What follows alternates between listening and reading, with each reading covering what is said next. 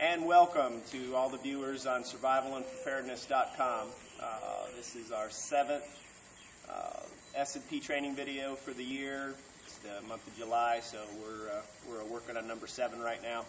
We are visiting a friend's place that's under construction.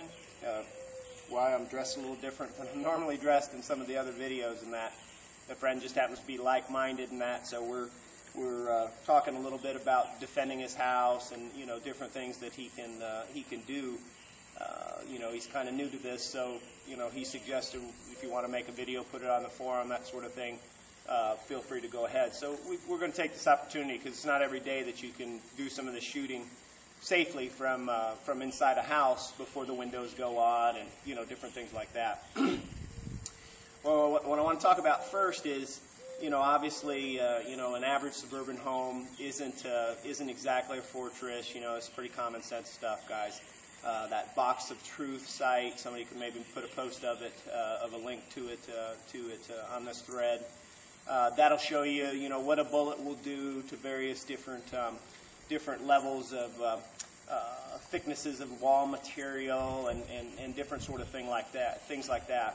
The average suburban home is stick-built, vinyl siding, or some sort of, thin exterior type coating, 2x4 or 2x6 walls, some fiberglass type insulation between the walls, and then a wall board, probably sheetrock, something like that, finished out.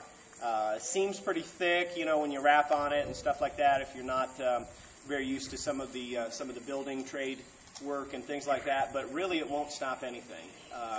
You'd be lucky if it stopped at 22, if it hit just right, something like that. But it definitely wouldn't stop any higher caliber rounds, and things like that. So, hitting the right spot in the whole 9 yards, yes, maybe. But the point is, the average suburban home is not really designed to be any level of ballistic protection.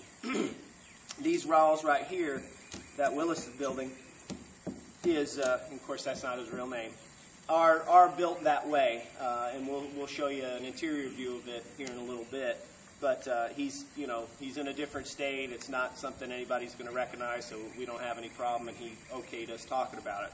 But this is masonry construction. He did this the same way I did my house.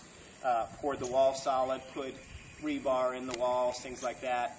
At my own place, he hasn't really been up for it here, but at my own place, I've shot these at close range with the 308 and with 7.62-39, and it barely goes into the masonry at all. And of course, what you end up here is with basically 8 solid inches of concrete and steel. So, 50 caliber or an RPG or something like that, yeah, of course, it's gonna, be a little bit more of a problem in that. But smaller caliber, rifle type that projectiles that you'd commonly see, it's going to stop those.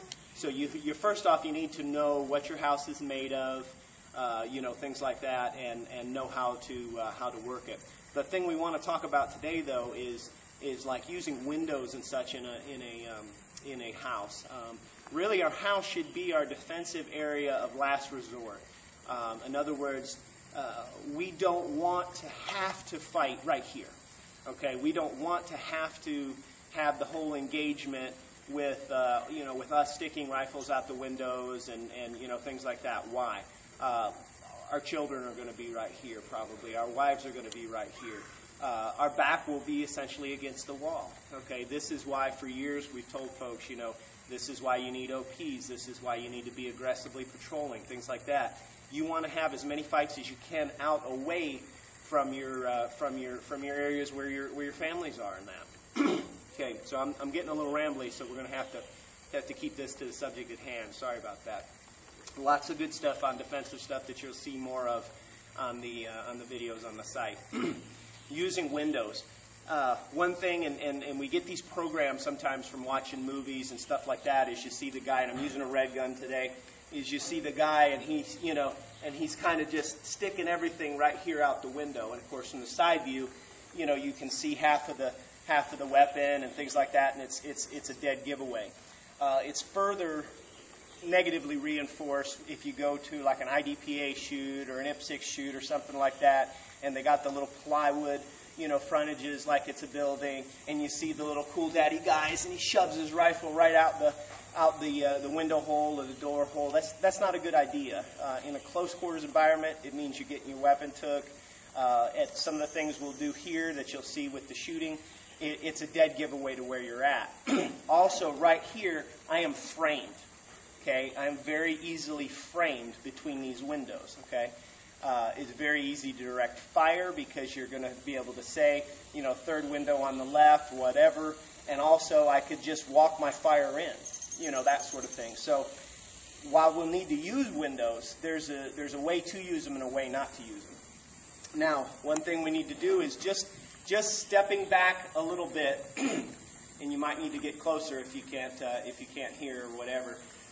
Just stepping back a little bit, you can see I'm a little bit further back into the shadows in that, to where I've taken it from this, which is pretty obvious what I'm doing, okay, and of course if there was a window in here it'd be more like this, back to here, okay.